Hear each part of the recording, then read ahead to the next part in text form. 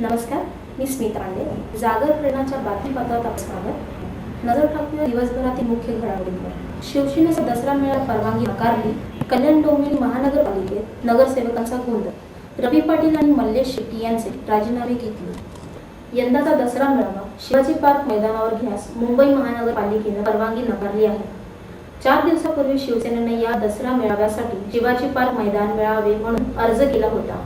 हा अर्ज नगरपालिकेने फेटाळून लावला आहे. शिवसेनेने या दसरा मेळाव्यासाठी शिवाजी पार्क मैदान मिळावे म्हणून अर्ज केला होता. हा अर्ज महानगरपालिकेने फेटाळून लावला आहे.